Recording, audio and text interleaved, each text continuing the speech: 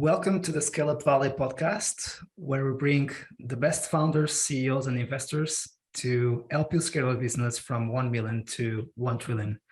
Today's guest is a very special one. He has been working in multinationals, startups across Europe, across the US. We have been also, full disclosure, working together in the past month. So it's with great pleasure that I welcome to the show Rasmus Holst, the CEO at LMS365. Rasmus, welcome to the show. Thank you so much, Mike, and pleasure to be here. I'm really happy to have a good conversation with you about startup life, about founder life, about scale-up life, and really looking forward to it. Thank you, absolutely. And let's start for the ones who don't know you. You have an amazing career. Let us know more. What has been your journey and how you ended at LMS365? So my journey is nearly 2 decades long now, so I won't bore everyone with all of the details of where I've been. I've been part of exits to the tune of $1 billion. I've been part of raising funds. I've been part of starting businesses with no revenue whatsoever, scaling them to about 10 million. I've been part of very large corporations with about $300 million in revenue under my leadership. I started up in product management and has been fortunate enough that over my career I've got to try product management. I've tried to run sales. I've run marketing. I've tried to run strategy as well. I've run development organizations. So a very broad set of skills throughout those 20 years. And then I think that's what's prepared me for becoming a CEO, which we can talk about a little bit later. But I do think that knowing a lot of the disciplines in the business has helped tremendously when you go on that journey. So that's the long and short of a 20-odd year career that I'll share with you as an outset. And it also helps because we have, as you said, you have been serving companies of different sizes in different stages of maturity. So you understand the kind of the enterprise mindset, what it is like to work at enterprise in different functions, in different realities. Also, it's as a builder, as a scaler in startups and scale-ups. So that's a very nice perspective, and also a multicultural experience that also helps a lot when it takes to lead a global company. Yeah, and I think on that note, I've been fortunate enough to lead teams everywhere from Japan over Singapore, Australia, India, Germany, Luxembourg, Denmark, the UK, Brazil, North America. So essentially really global, actually understanding how your leadership actually impacts a number of different cultures and the way you have to. I'm Danish by origin, and you obviously come with a cultural background and how you lead and how you think about leadership. And then sometimes you actually have to challenge yourself also to make sure that actually functions in a cultural setting.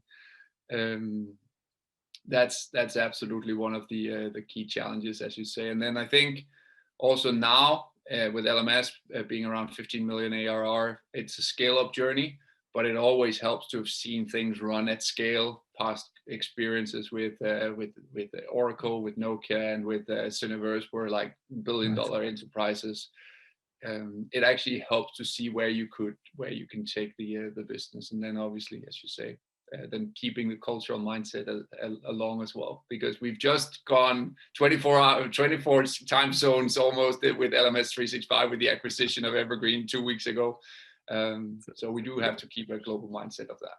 Which is a company based in Australia. Absolutely. And of course, a great part of the business is also in the US, where you are based today in San Francisco, correct? That is correct. The journey has also taken the family, which includes my wife and 2 teenage kids, to live 6 years in Luxembourg, now a little over 6 years in San Francisco.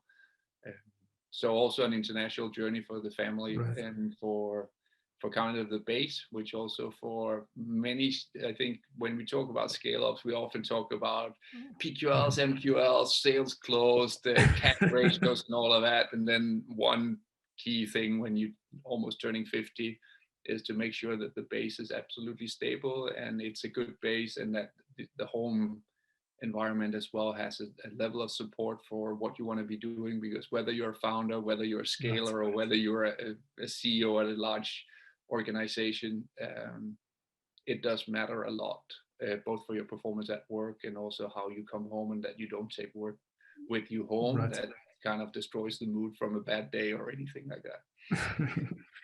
And I see that you are traveling a lot, so being able to balance all the stuff in your family life, in your personal life, also having time for yourself, and at the same time serving the business, it's not an easy balance to do. It takes a lifetime to learn. It does, and it takes some. I mean, that's an advice to a lot of a younger myself, right? Yeah. I've traveled a lot throughout my career. In one of my business, I was lucky enough to have customers in almost every single country bar one. So I've always traveled a lot, and that means you need to make sure that and I think it's actually true for a lot of founders as well. When you start out, you're on this journey, you want to be successful in business, and you tend to forget that, hey, this life actually needs to be balanced between what you do for yourself, what you do for your family, and what you do for your business. And often you tend to end up spending 100% of your time on business, because you do need to travel. There are always people who want you. The next VC call is important because that might be your $20 million investment, all of those types of things. So actually being mindful about how you strategize that. And I can only be super thankful to the whole family for having been really good at making these arrangements and figuring out how we do that. And then also make sure that you keep in touch when you're actually on the road, because otherwise it's a very far cry from home when you're just flying around and trying to be with the teams or with customers or all of that, which to me is important. And the time zone differences, also being able to manage. I'll never learn how to be good at that. I think that's still Awesome. So let's go into LMS365. So would you like to present to the audience what is the business about, in what stage of growth? You have talked that it's around 15 million plus in ARR at the moment, headcount, etc. So a little bit of an introduction of the company that you are leading today. Yeah, so LMS365 is a learning management platform. It sits uniquely within the Microsoft ecosystem, so it utilizes all of Microsoft's components, whether that's finding our application in Teams, whether that's taking your training within Teams. So we really talk about how learning meets the user and being user-centric in terms of what we do. That has served us very well as a scaling platform, because we utilize all of the Microsoft scaling tools, because Microsoft is not just a technology platform, it's also a partnership. There's a whole channel that you can use and that you can use to your advantage. There's the collaboration with Microsoft and all of that. And it means for many IT organizations, there's a very simple product market fit. The business today is a global business, as you said, with 6 offices around the world. We're around 160 people. Past 15 million in ARR, and we got to that in a bootstrap fashion. So this means that scaling the business and managing cash and managing, you could say, the LTV to CAC ratio has been done very, very well. If you want to, kind of the sweet spot for the business is around 300 to 5,000 users, typically an L&D manager together with a CIO. So when organizations start to have a CIO and an L&D manager, we often become a solution of choice, because they want to leverage the investment they already have on Microsoft, the security measures, all of that. They don't have to retrain users. So that's what has enabled the product market fit to be super strong. And obviously scaling within an ecosystem with 300 million users on Microsoft Teams, you don't run out of sales addressable market immediately, let's put it that way. So even if we are proud to have 1,300 customers and now 700 on our product-led growth initiatives, so our freemium platform, so make that around 2,000 customers and around 1.5 million users. That's still not even a percentage of Microsoft's entire user base. So there's plenty of sales addressable market, even though we feel we've been successful. That's really, really rare to see a company who is able to get to 15 million plus ARR in a bootstrapped fashion, as you describe it. Of course, you have not been with the company since the beginning. You joined us as professional CEO, but speaking with the ones who have been there during this journey, what did excite you about LMS365 to decide to join to lead LMS365 this new growth stage, let's say? Yeah. So first, let's acknowledge the people who came before me and who are still with me. So if you take the company journey, it started out as a SharePoint type of application being delivered on premise, which is a tough ask and tough platform to scale. 2016, 2017, Freddie Bang, who's our CTO currently, I don't know whether that's an epiphany. I don't think it is for him, because the way he thinks is actually in scalable frameworks. And I think that's a lesson for all startup CTOs, actually. So that's why I'll share this. So Freddie came back and said, we shouldn't be doing this. This will not get us scale, and we will not be able to replicate sales. So Freddie's decision to basically move this into Microsoft Teams, which obviously means you're giving up your own user experience, which means if you compete with the ones we compete, and there are companies we certainly respect like Docebo, they can deliver a user experience, which we can't, because they have freedom of choice for the application. However, the scaling model and the user centricity, that's what Freddie basically banked on at that time. And then he moved the whole thing off of on-premise and onto the cloud. And that is, in all essence, the pivotal decision within the business. Following that, you can say, oh, that's easy. That's an easy decision to make now, knowing that it's a 300 million user base. In 2016, that was not an obvious choice. That was absolutely not an obvious choice. But that's number one choice that's made the scale-up journey possible. And I think, for me, advice on that is for a lot of founders especially on the technical side. I've been fortunate enough to work with some really phenomenal technical people, but most often you tend to solve issues rather than think in scalable frameworks. So the one lesson taken back from Freddie is that think in scalable frameworks, because it doesn't only come with the technology, it also comes with a distribution. It also comes with a set of tools that enables you to not have a lot of technical debt. So that's number one. That means it's a ubiquitous market, and that means if you hit product market fit, you will essentially have access to the whole market, which is a pivotal decision, I think.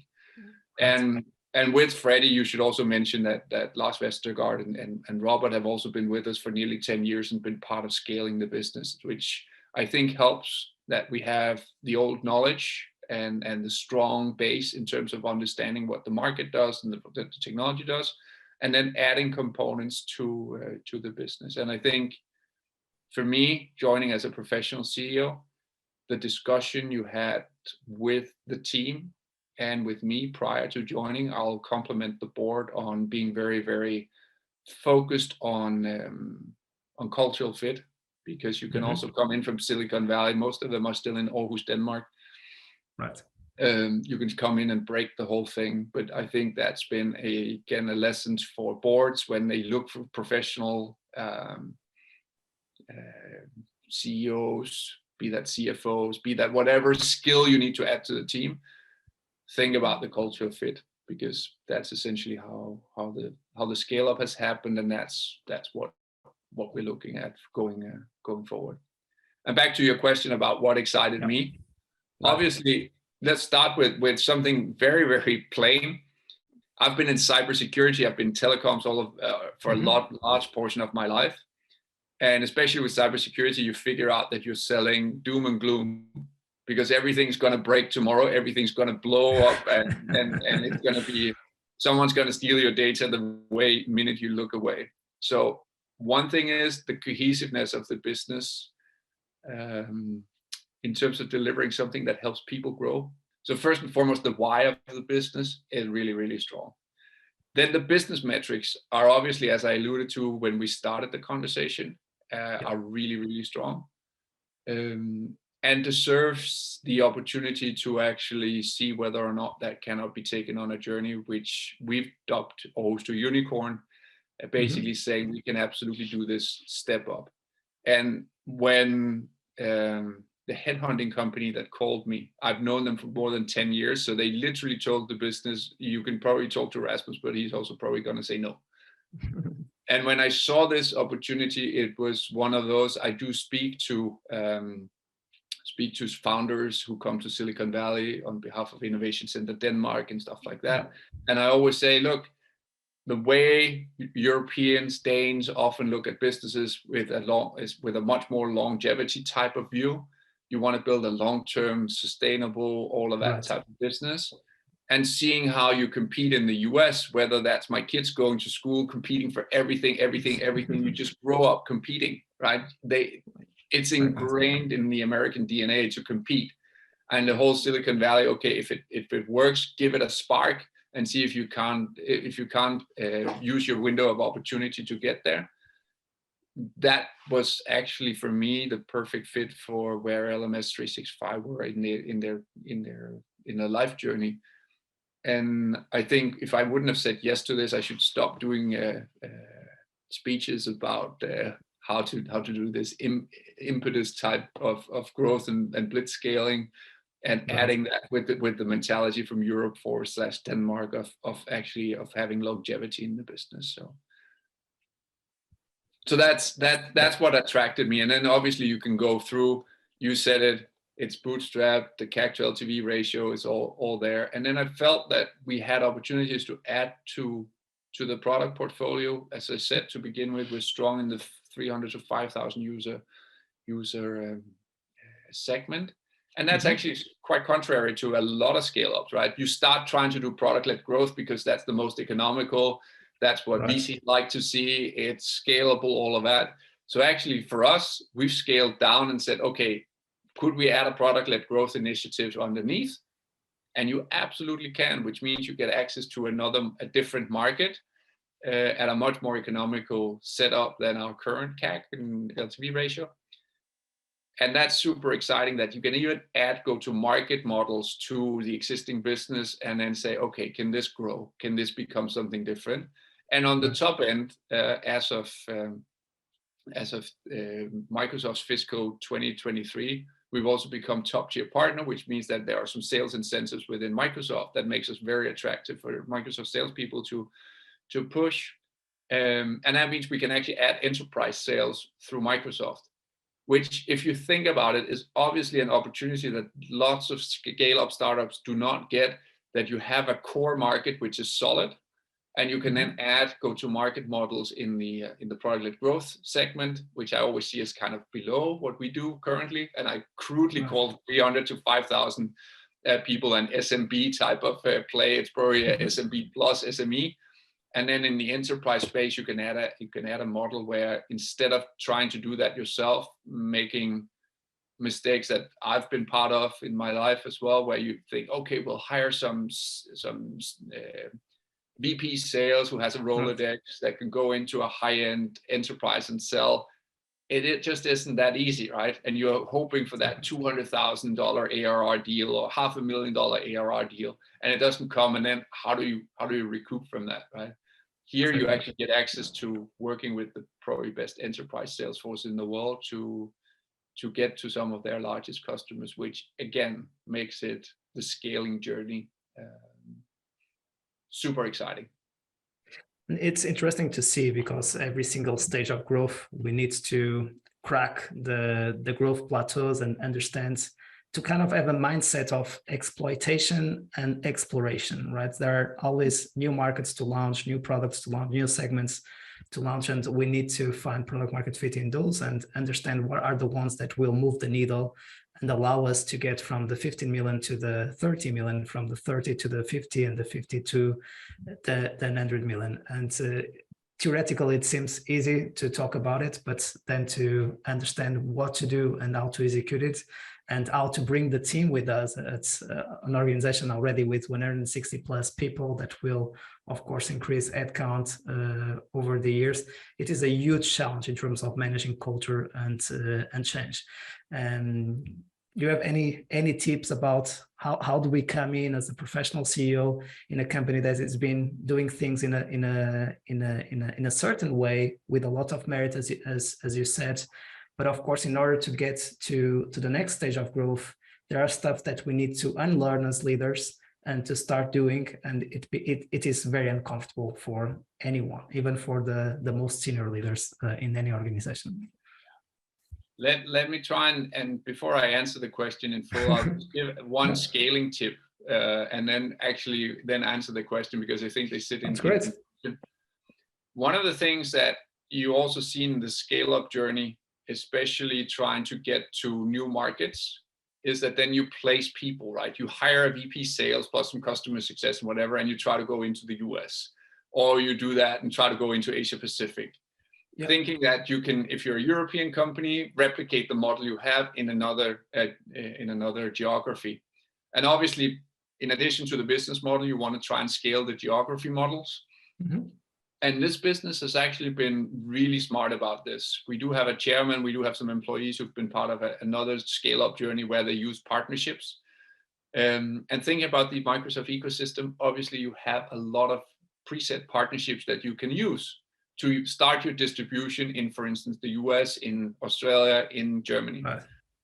So we've basically put in people on ground, not on our own, but through partnerships, and started a distributorship in the US. And then we've actually acquired that business back. And now that is part of our embedded organization. We've done the same in Germany, and now we've done the same in Australia. And just to give you a sense of what that is, US obviously being the largest Microsoft market in the world. Germany is number 3. Australia is number 4. So without ever really putting people on the ground, we've grown in their 3 largest markets. We obviously haven't done anything in the UK, which is the 2nd largest. But through M&A, which is a tough act to do for a scale-up or a startup, we've actually built market coverage geographically across the last 3 years. So every year for the last 3 years, we've made an acquisition. And that's a baseline for your conversation, right? So yep. That's within the COVID timeframe, which means people haven't seen each other. The first time the executive team met in 3 years was last week. That's the first time they've seen each other physically for 3 years all together. Incredible. Right? So obviously, having this acquisition strategy where you've acquired geographies and all of that, all being part of a different company and a different company culture, you absolutely need to level set that so we get the same level of methodology, you get the same way of talking about things, you get the same language, you get the same priority. You remember to help your teammates or your colleagues at the leadership level. You remember to communicate into the organization in a proper in a proper manner, also recognizing what everyone else is doing, all of those type of things. So for me, the first installment of that is implementing OKRs across the team. We've started for a quarter with the leadership team just to get them comfortable with having a common language. Because again, collecting bits and pieces across the across the world who has different languages, you start with a concise and same way of talking about things. Right. And then when you start to do that, you also start to have common priorities. You start to have, because you also get into a situation where you as a CEO, we could used to be able to do these all hands and just, hey, well, just on an afternoon in Denmark, if we only had the US, we could kind of manage time zones. Now we start in Sydney, Australia, and you can't manage time zones anymore. Exactly. So you also need the team. At 160 people, we're also where the leadership team needs to be the outlet for what's happening at the business. If you only rely on the CEO, it becomes like an over-the-top parroting, right? That, hey, here's what's happened, close the session, we're gone, right? Yep. You need that that level of information to transpire into the organization very quickly. And for me, the last piece of that is that requires a lot of transparency, because you want your leaders to be seen in the organization as they're part of the key decisions. You want them to understand why some of these things actually are decided or prioritized the way it does. And it requires that you are very transparent with the team in terms of what's going on and how we are going to deal with things. And also requires a lot from the team, because they also need to be open to say, Oh, I'm actually not sure I understand this new scale-up framework. I'm not sure, because you're basically pushing that to the next level and the next limit, right? And that requires trust between CEO, leadership team members, also when you scale it out into the organization. And I think that's an important lesson as you scale. Your communication to everyone becomes a bit less, but your trust in the organization has to become a lot more. Yeah. And in terms of bringing everyone together in the same direction, making them feel that they are part of the definition of the strategy, of the vision, of the different pillars of the strategy. Any tips there? So you talk with them a lot one-on-one in group settings, you try to be in person with them. So for founders and CEOs that are seeing their companies to grow, and they need to bring some critical elements to the different seats of the organization. And of course, at this stage of the organization, and of course, we have worked in large enterprise companies, so we have a lot of skills there. All of them have their own strong personalities, and sometimes they want to do in a certain direction, and it's difficult for them to work as a team and disagree and commit. It's super healthy to disagree, but at the end of the day, we need to make a decision and then commit into that direction, right? So that's a very, very valid point. I always believe that you shouldn't take the strength out of everyone, right, by making them uniform. The thing that needs to be uniform are the priorities. If your leadership style is different from mine, and the way you lead your team actually helps the team better. There's a huge difference between running a marketing team or a development team. There's huge difference in terms of how you communicate to the finance team compared to a sales team. So you don't want to take the strength out of people, but you want to make sure that they have a foundation where the way they talk, the subjects they talk about are actually the same, right? So for me, it's a lot about delivering a priority framework for the business, because otherwise this is where it goes wrong, right? Your leadership style can be whatever it needs to be to lead your function the best way. But if your priorities are now also the way you think they are the best for you, then it goes wrong, because then Mette on your side, or Lars, or whatever functions that we have on this next to you will go, why is Mike doing this? I'm doing this. And then you have the disagreement, the misalignments, where marketing delivers a campaign that product hasn't built yet, or sales thinks they're going to sell something. And then, so delivering a framework in between, I think is paramount to making sure that that happens. And I think you can, even as a CEO, founder, scale-upper, make that a constraint, deliberate constraint. There's actually a Danish author, also owner of a Premier League football club and stuff like that, who has a whole talk about how you deliver constraint management. But if you ask people to do a lot of stuff, they will just do, okay, fine, we can do whatever, and the accountability goes down. But if you constrain yourself to maybe 2-3 things where you need to execute, you need to be good, you need to show the organization, we have delivered as an executive team, we've delivered as an organization, you need to show the market, the VCs, your owners, we've delivered as an organization. If you're willing to put that out there and say, I can do this, it also feels much more gratifying when you do it, but it also puts the focus and the accountability on the team, on the team, right? And it forces you to, and I think actually it's a really great lesson for scale-ups, because then you want to be doing a lot of things. Yeah. Right. There's everything. Hey, build a new product, go to a new market, find a new VC, all of that. And in that, you lose the accountability for the things that matter. The way, actually, funny anecdote from this, his name is actually also Rasmus Ankersen. He talks in one of his books about a #1 Danish badminton player who obviously would have no competition just walking around in a badminton hall in Denmark trying to play people. But he would essentially put 1,000 Danish kroner next to the net, say, I am down 20-0, and I'll play any player. And if you win, you get the 1,000. Because what that really did was it focused him on his entire game. He couldn't make a single mistake because then he would lose money. Meant he could play against someone who was a lot weaker, but still he needed every single move to be concentrated, to be focused, to be absolutely precise. And I think the 1,000 kroner is just a monetary expression of actually setting your OKRs so that it's focused. You know you need to execute at the best level. And I think that's he has a lot more great examples, but I just think it shows that if you're able to do this, you absolutely focus your energy. If he had started like 0-0, see if you can beat me, he would have been able to do like sloppy playing and all of that all along. And that's what I think happens if you run 20 different priorities, and the organization also becomes, oh, does this really matter? Absolutely. So that's a framework for me. And then if again, OKR for me is the way you build that common language and that priority and that focus and that hunger to be good at a few things.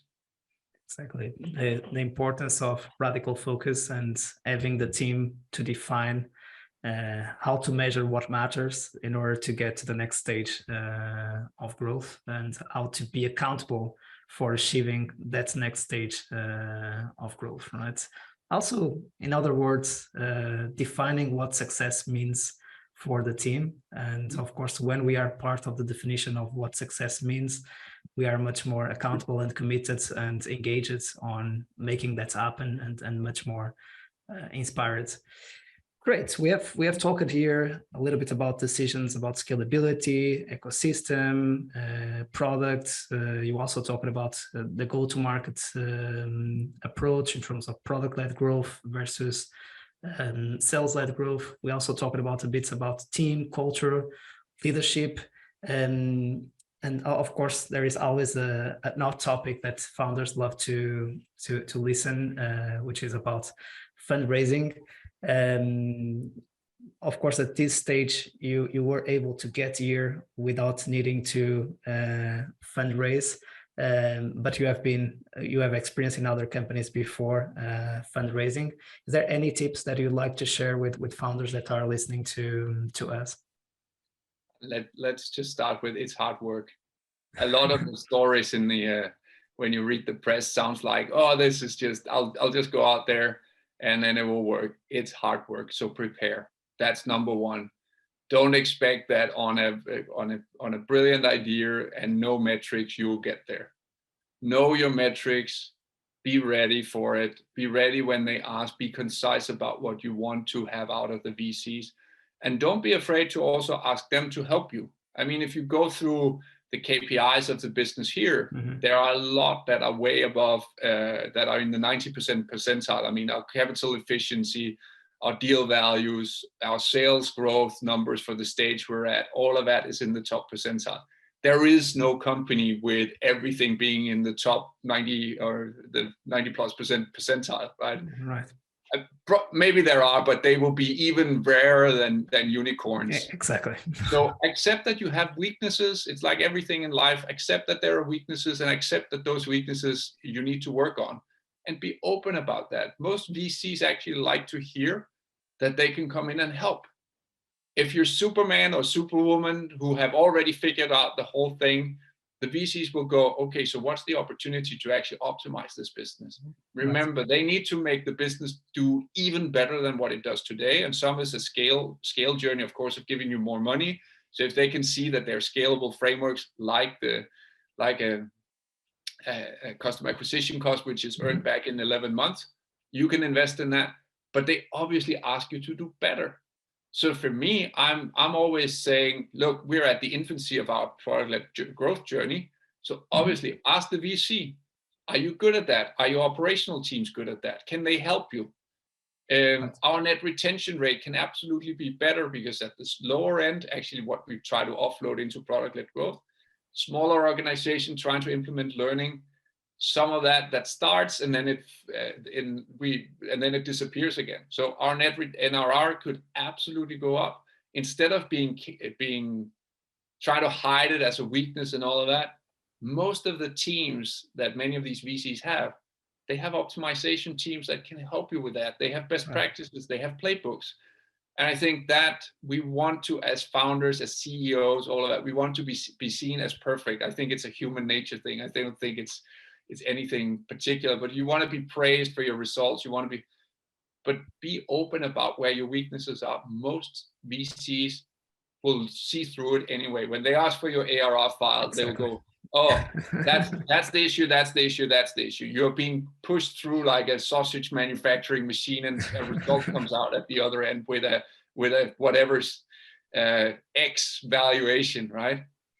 But if you're open about that and say, this we can improve, this we can improve, and ask them, can you help me improve this? Because then they're also the right partner. Remember, this is the partner we talked about my family life, but this is also a partner you choose for a long time. Exactly. And the easy times where you have good numbers, everything's working, everyone's your best friend. I've also seen the other way, you're fundraising on the back end of your burn rate is too high, you're running against the wall, all of that.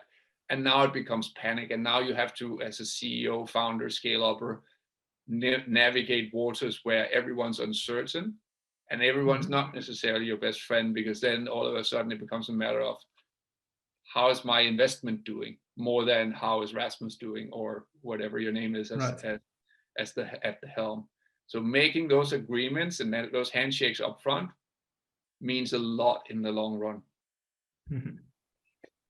And this is really important, and I've witnessed you managing super well the different stakeholders and involving the different stakeholders, namely with the leadership team, the board, etc. I see that you have a lot of care about being able to keep good relationships, and also incentivizing the relationships between the teams and the board, and improving the cross-functional collaboration.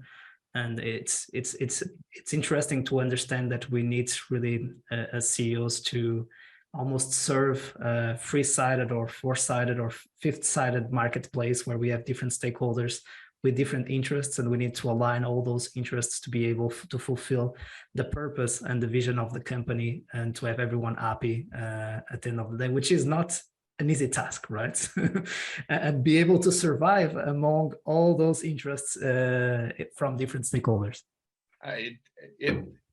It's something you only realize when you do become the CEO, I think. And I think it's, I'm happy I had a long career before I took up the step to CEO, because it would allow you to actually have seen things that you didn't have to manage yourself to begin with. But yeah, the stakeholder management as a CEO is tough, especially, and that's also back to the OKRs and delivering on other promises, because otherwise the business becomes singular focus on ARR, and ARR kind of means, was this quarter great? If you're 10% below on sales or something like that, it just becomes an awkward, board meeting, right? Exactly. But sometimes also remember to take in the wins. If you've then made your invoicing and collections a lot better, you actually have some other things to, again, tell, oh, I may have lost that particular game 1-0, but I've improved a number of functions. So the next time I play the next quarter, I'll actually be up again, and then I'll have some functions and processes and all of that are better. So remember to blend that, because if you only have one KPI and that's the only thing, it will always be the most important, by the way, anyway, the financials.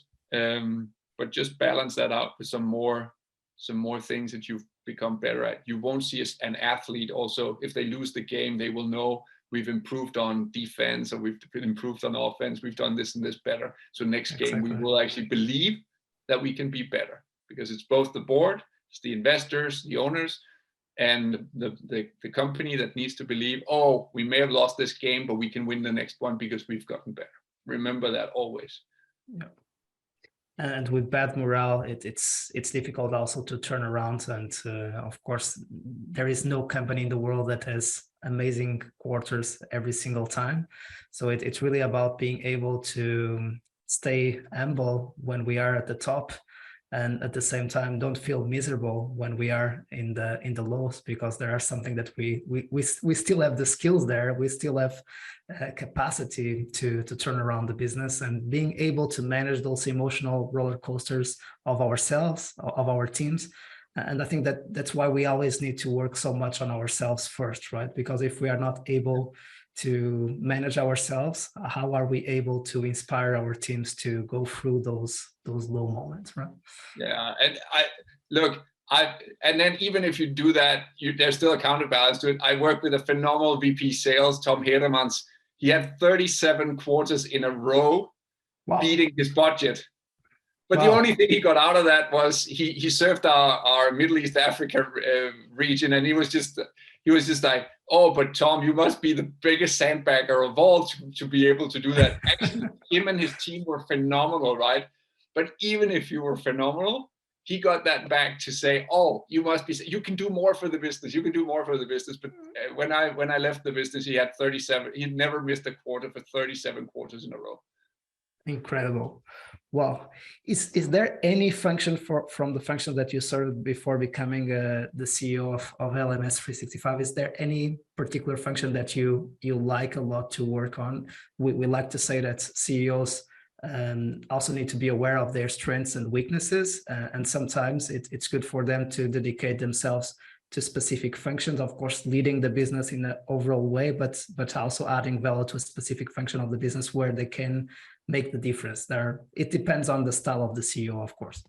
Yeah, I know that my strengths are in the product, in the sales and marketing area. So I tend to spend more time trying to optimize that, and then understand that, for instance, the CFO realm is not my key strength. So there, it's about building a strong relationship with the CFO, and making sure that you're also very clear about what you're good at and what you're not good at. I know that getting the story together, putting all of these, again, I've had the fortune of even going I think many people, if you're commercial, you get to stop at kind of, then maybe if you've done marketing, maybe you've done sales, then I've actually been lucky enough to grow up in product, and then I've even had to deal with running development organizations, which just gives you a very, very broad perspective.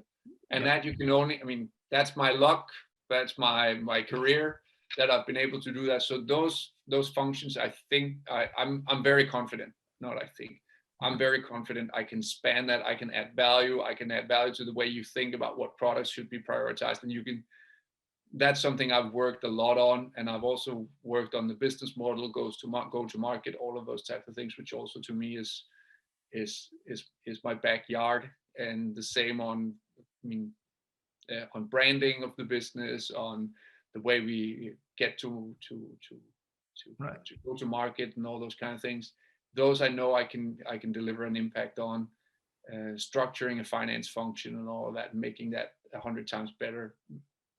There's certainly a partnership that I need to build there, which I can't impact as much as I maybe sometimes wanted to be able to.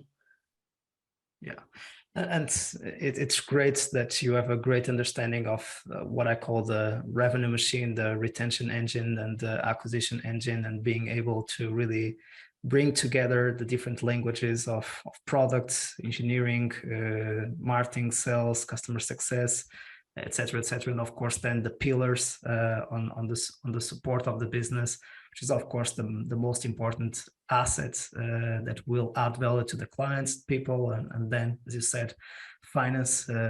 One of the first jobs of the CEO is to ensure that the company never runs out of cash, and that is funded for the next stage of growth.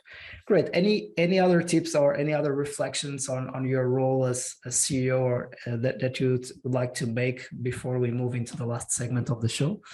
No, I think I've tried to make as many of the points that I could. I think the one thing that we've missed out on is that when you scale the business models, continue to think that, hey, you can actually add revenues to the business by building additional products and product capabilities. Right. So you also have that dimension. And then one of the things we do work with, given that we're in a space that's fairly crowded, we do work also with more than I have probably ever done. We work with an M&A mindset of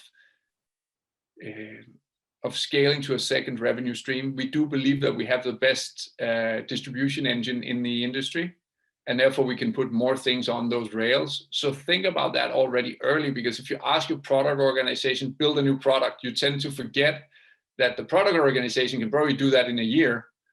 But if it's a different category, so if we broadened out to like performance management or mental health or skills management or whatever, it would take us a year to build the product, but then it would also take us a year to build market presence. And by the time you're done with that, you start to sell. So that's in year 3. So when you plan your roadmap for things that, and I actually taking that back to how a lot of scale-ups talk about their business also to VCs. Then you talk about, oh, our existing product can make us go from 1 million to 10 million or something like that. Exactly. And then I need to build these 3 other products to get me to 50 million, which is the promise of the business plan that you put in front of them. Just remember, if that business plan is from 2022 to 2026, which is what we would present to people, you actually do not have time to build 3 products, because market them, get them ready, market them and start selling them. It's a 2-year cycle at minimum. And to actually be someone in that new space, that's difficult. And I think we underestimate that. And I do think, back to the VCs, they can smell that. So they basically give you a discount of that and say, that's probably, we'll take 10 million off the top of that, because if you say 2 or 3 products, one of them will never come, because again, I've managed roadmaps. Roadmaps are a difficult thing to manage. If you're ahead of your roadmap, I don't think that's ever happened. It's more things that will show up on a roadmap more times than you want to, right? And I think that's a common thing across all businesses. It's a new startup, right? It's getting again into product market fit, in other words, and we know that getting into product market fit can take 6 months, 12 months, 24 months. We never know. That's much more the exploring stage. In terms when we find product market fit, we know there is a little bit more of science about execution on getting from the 1 to 10, but getting from the 0 to 1, it really depends, and it's very unpredictable to understand how long it will need to get into the next stage. Cool. You're talking about something that is really a differentiation, and very few scale-ups are able to do well, which was the acquisition strategy that you have at LMS365. Any tips there on what you think LMS365 is doing really well to make the M&A strategy work to grow the business? Yeah, so right now we've done these geography M&A transactions. And again, it's part of this, how do you scale sales and sales capability and geography, right? Because it is actually one of the toughest things to do. You just think, oh, I'm just going to take the same approach, put the same level of marketing dollars in, and then I'll be in the US and I'll add 4 people to it, and then I'm good, right? And you ask for $2 million in capital or something like that, and you tend to forget how quickly that runs out. So the way we've done it, with obviously Microsoft has like 100,000 partners or something like that. You can always find someone, whether that's in Spain, in Portugal, in US, in Canada, anywhere, where you could actually get your product in and get them to push that. The real trick here for the M&A is that most of these businesses are a services business. This means it's producing revenue through distribution of other people's product. They don't own intellectual property, anything like that. So in a normal market, these businesses would trade anywhere from 1x to 3x ARR. Right. If you're a SaaS business, now I know the market has gone down significantly, but let's just, for the sake of argument, say that you trade anywhere between 8 to 12. I mean, in prior times, that might have been 25. Right. The real thing is the arbitrage that you can see there. This means that if you've given away, not given away, you incentivized the partner to deliver your product and allowed them to take anywhere from 20 to 40% of the cut, you're actually able to buy that ARR back at like 1 to 2x, maybe 3x, but your valuation comes back at at 8 to 12. So it's a really good M&A arbitration. Think that that's actually a mini scale of what you do as a private equity fund. You find businesses with a lower multiple, you trade them into the business, and then you actually upscale your ARR. Obviously, the most amazing thing, and I don't think you can acquire that. I mean, there you have to either align with someone who knows what they're doing, right, or you have to be really good at it, because doing that within your own cash flow and your own balance sheet, which is what this business has done, requires a lot of skill. It's not as easy as it sounds, and it requires a lot of focus. We are lucky enough that Henrik Jeberg, who I have on as Chief Strategy Officer, he helped the business as an outside advisor for the first 2, and then joined the business. So we actually now have the firepower to execute this at scale. But it's not an impossible task. A lot of scale ups, they see it as, build more, expanding geographies. You just forget that build means more people, means more time, means more things to manage, which means higher burn rate. More geographies means more people, more burn rate. If you miss quarters, you have an unbalanced equation. And the last piece of buying your own distributors actually means, before you buy them, because I've been part of M&As as well, and some of those have a cultural clash and all of those things. That's just a given. But here you actually know the people. For instance, our acquisition in Australia, which we completed 3 weeks ago, we've known these people since 7-8 years. So do we know that they can sell? Yes. Right. Do we know they work with the rest of the organization? Yes. Do we know that there's a cultural fit? Yes. Do we know that we know that this will not break apart? And it's just a different way of seeing your geographical scale, rather than if you and I would have put our heads together, hired the best person we could find in Australia, there's still no guarantee that person would work the way he or she worked in a different company and deliver the results for us, right? Exactly. Super interesting approach, faster and cheaper, and again, an important element, having the right person leading that strategy and understanding the business on how also to identify those acquisition targets that could really be a cultural fit, and at the same time really add value to the growth of the business. Super interesting approach, amazing insights. Let's go into the last segment of the show, where I ask you a quick question and you give me a short answer.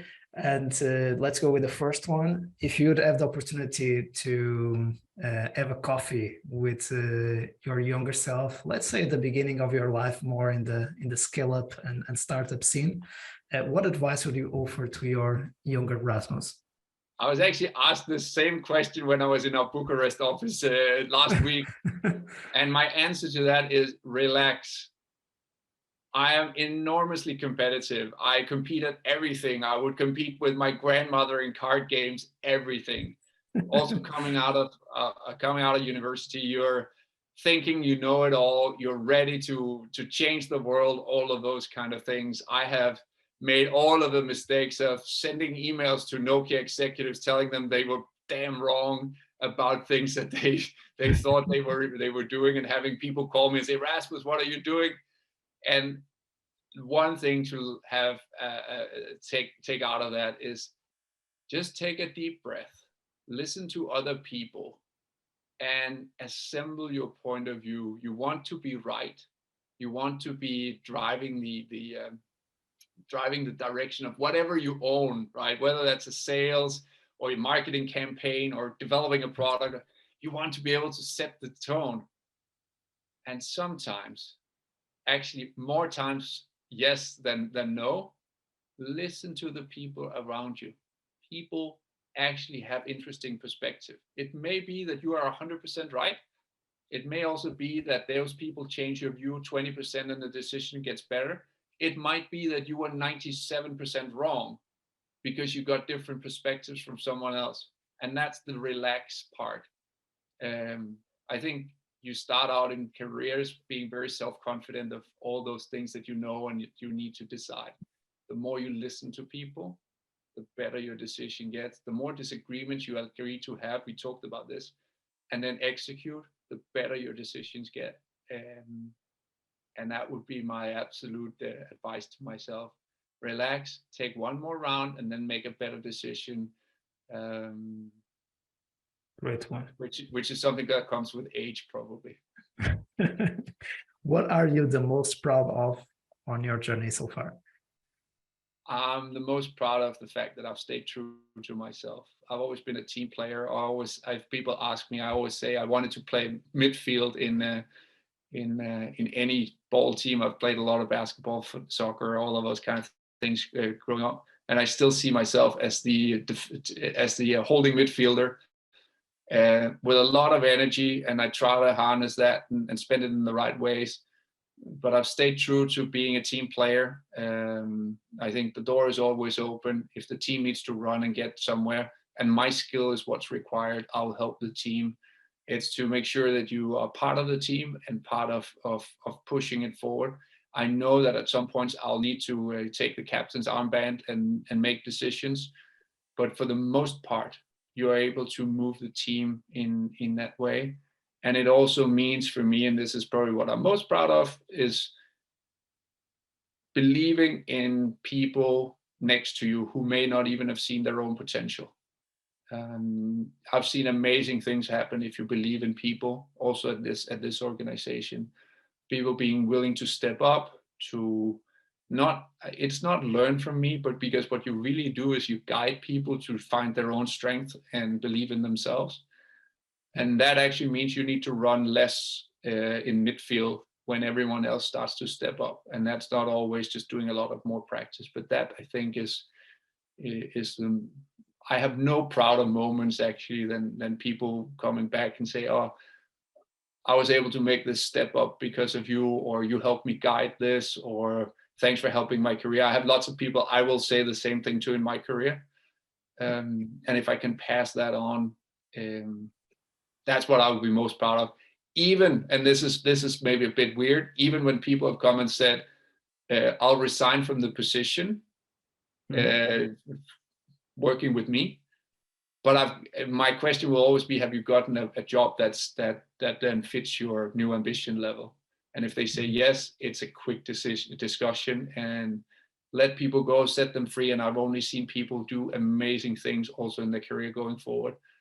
And as I said, if they then write back and say, Rasmus, thanks for helping me, that's nothing I can be more proud of. It's amazing. Worst advice ever received?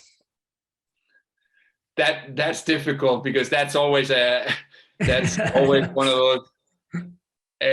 Maybe some of those you just shut up. I don't think that I've followed any advice where things have gone horribly wrong. I think most advice, at least again, try to process it and make your own way out of it. It's back to the relaxed piece. I don't think I've gotten an advice of taking 100% VC capital and then the whole thing has gone to bits and pieces. I do think that there's a point in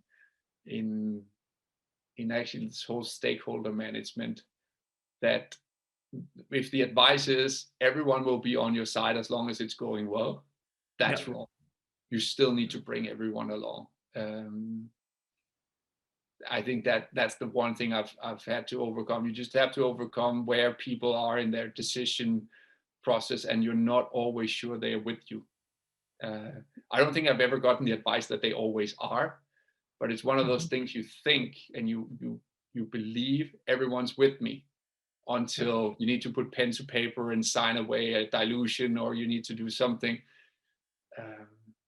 I think that's that it's always a tough one because I haven't had any advice that basically sent me into an abyss of, hey, try to take something completely different that you don't know anything about. And I've ended up there, or just do this and it's ended up in the wrong way. So I don't think there's any particular piece of bad advice. And if I may, I mean, I had what you could consider bad advice was a CEO setting me down and saying, Rasmus, you're actually too clever for yourself for product management. Mm-hmm. You should actually try to be in sales. And you go, why should I that? Because you do the same thing you do as a product manager. We can sell 10 million of this next year and all that. And back to, we talked about how long it takes to scale a product. Moved me to sales just to have to carry the bag and call a number, right? What are you selling next month? $1 million, $2 million, whatever that is. And you tend to call, I mean, the immediate reaction is you call the budget, right? Because you want to be good. And I said, I'm competitive. So that's what I did. And I got one of those like full gas sales reviews that were terrible, right? And then it's about learning from that and coming back the week after and actually go, okay, this is what I can do. This is what I'm going to do to beat the budget and all those kind of things. Right. So that could have been terrible advice. It's probably turned out to be one of the best pieces of advice and one of the pivotal moments in my career that was done to me. It was not my decision. But that's, again, a great leader, different style, very direct leadership style that I could never replicate. But it changed me in the way I think about business, for sure. Great story. And now the resources that you recommend, your favorite book? I actually have one that I go back to, which is actually a terrible one.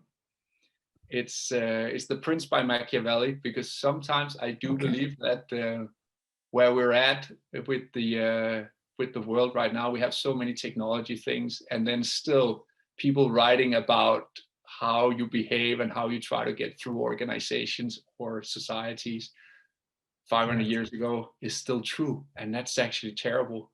So I read it as an antidote to what I should be doing, and just to kind of get through that. And then on my bedside table is something on the other end of the spectrum. It's the first expeditions to Mount Everest with Mallory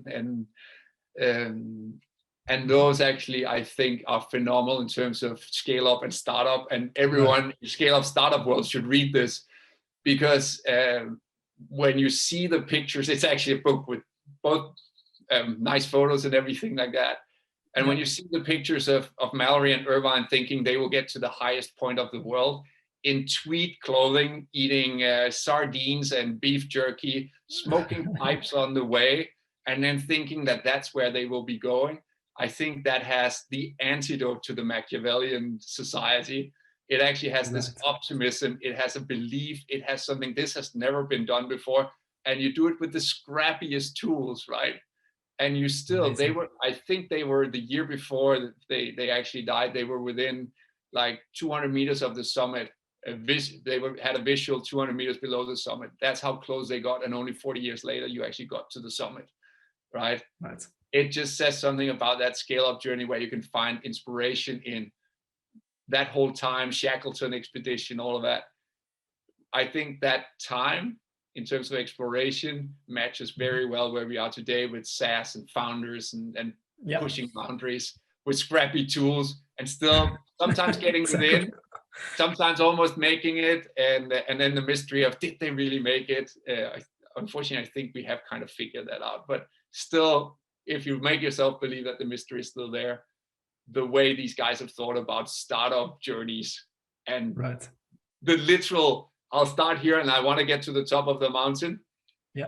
I would love to sit in that room and hear the conversation. We're going to go.